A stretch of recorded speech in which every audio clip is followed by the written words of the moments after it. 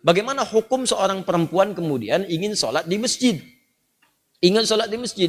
Betul yang tadi ibu sampaikan, yang dituliskan bahwa perempuan itu afdalnya sholatnya di rumah. Tapi harus dilihat kapan hadis itu muncul. Karena ada hadis juga yang menyarankan bahkan memotivasi perempuan sholat ke masjid. Yang tadi disampaikan itu ada riwayat-riwayatnya teman-teman sekalian. Di hadis Ahmad ada, di Abu Daud ada. Itu dari Ummu Salamah radhiyallahu taala anha. Ya, afdalu masajidin nisa qa'ru buyutihinna.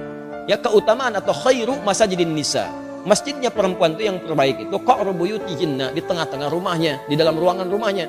Bahkan di hadis lain, di kamar itu lebih bagus. Ya, kemudian daripada di ruang tengah. Ruang tengah lebih bagus daripada di depan rumah.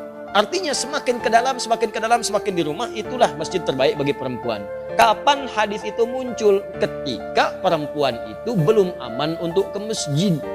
Awal-awal dibangun masjid di Madinah, baik itu masjid Nabi yang kedua dibangun setelah Quba, kemudian orang-orang pada ke masjid, maka terjadilah 3 sifat yang jika ada 3 sifat ini perempuan dianjurkan di rumah. Dan nilainya sama dengan laki-laki ke masjid. Apa 3 sifat ini? Pertama, ada kewajiban yang berlaku bagi perempuan di dalam rumahnya. Sehingga prioritasnya di rumah bukan ke masjid. Misal, dia baru punya anak yang diberikan ASI atau anak yang harus dirawat, yang kalau dibawa ke masjid justru bisa memberikan gangguan kepada orang sholat yang lain dan bisa mengurangi rasa khusyuk. Rewelnya, belum disiapkannya, belum dikondisikan. Orang-orang dulu ngajak anak ke masjid itu sebelum berlangsung sholat sudah diperkenalkan dengan masjid. Misal sholat zuhur sekarang misalnya jam 12 kurang 10. Maka Anda jam 11 datang, jam 10 kenalkan masjid, lihatin ini tempat untuk khutbahnya, ini mimbarnya, ini saf-saf sholatnya, ini sholat seperti ini. Lihatin, kalau anak-anak itu wajar, memang anak-anak wajar. Kalau jalan, kalau lari, kalau macam-macam, biarkan dulu aja masuk dia, biarkan masuk. Lari-lari di masjid lewat sana sini, setelah dia mulai agak nyaman, baru sampaikan, ini rumah Allah. Allah yang sayang pada papa, yang memberikan rezeki, memberikan kau main-mainan, membuat kita nyaman hidup. Allah itu sayang. Rumah Allah beda dengan rumah kita. Masuknya kaki kanan. Ucapkan ini. Kalau kakak ucapkan ini, nanti tobotnya bisa ditambah. Masuk, ucapkan, masukkan kaki kanan, berangkat rapi dia. Begitu sudah mulai agak baik, ajaklah kemudian dalam sholat berjamaah, rapi dia. Dalam sholat dia rapi, setelah sholat lari, biarkan aja namanya anak-anak. Yang repot itu kalau ada orang tua kekanak-kanakan, habis sholat lari-larian. Itu yang repot. Kakek-kakek habis sholat main prosotan di situ, baru kita repot di situ. Kalau anak-anak ya biarkan aja namanya anak-anak. Naik ke punggung biarkan, Anda sholat sunnah dia naik biarkan, nggak apa-apa, nggak usah repot dengan itu. Ini orang tua sekarang repotnya, mohon maaf di rumah disuruh ke masjidnya bukan untuk sholat, malah disuruh main. Kalian ini rame aja di rumah, main sana ke masjid, ya main dia di masjid. Jelas ya? Maka itu poin untuk pentingnya. Maka yang pertama, kalau ada tugas perempuan di dalam rumah, memang hanya perempuan yang bisa mengatasi, maka yang afdol itu di rumah, jangan paksakan ke masjid. Suami dorong ke masjid, anak laki-lakinya dorong ke masjid. Dorong ke masjid, investasikan. Ayo nak ke masjid, dorong. Antum yang perempuan di rumah.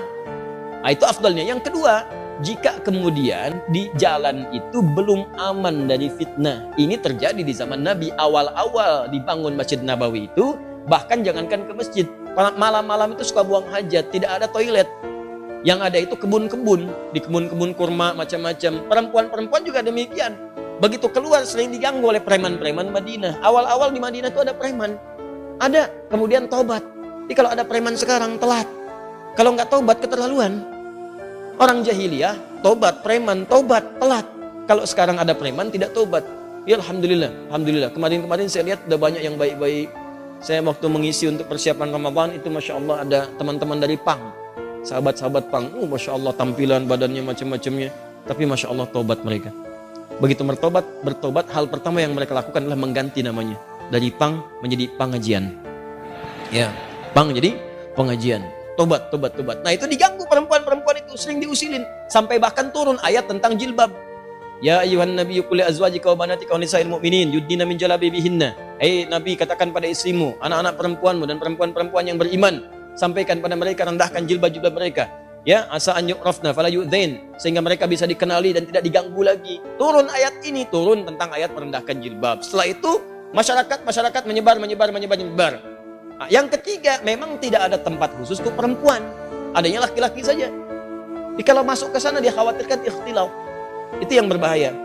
Maka setelah itulah kemudian dalam 3 kondisi ini perempuan diminta oleh Nabi di rumah, lebih baik di rumah, jangan ke masjid. Setelah kemudian tenang, preman-preman mulai tobat, keadaan mulai tenang, dan masjid mulai luas. Maka muncullah hadis-hadis di Al-Bukhari, di Muslim, bagaimana Sayyidah Aisyah mengatakan kalau kami subuh-subuh itu, banyak perempuan-perempuan datang ke masjid, kemudian dengan selimut-selimut mereka tutupi, sehingga nggak kelihatan, karena gelap. Zaman Nabi kan nggak ada lampu seperti ini. Ya, nggak ada lampu seperti ini, kelihatan. Jadi begitu sudah mulai remang-remang, mereka meninggalkan, sudah cepat lari. Salam, balik ke rumah. Salam, balik ke rumah.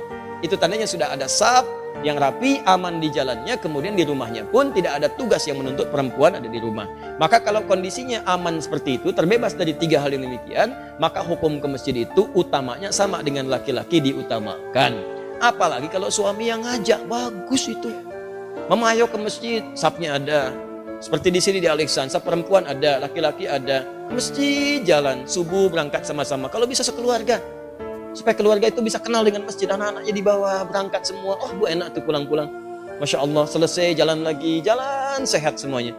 Ya, jalannya bagus, keluarganya juga kumpul, sama-sama menuju akhirat yang baik. Demikianlah apa yang dimaksudkan tadi. Hadisnya ada, keterangannya jelas. Jadi tempatkanlah hadis sesuai dengan makna dan konteksnya.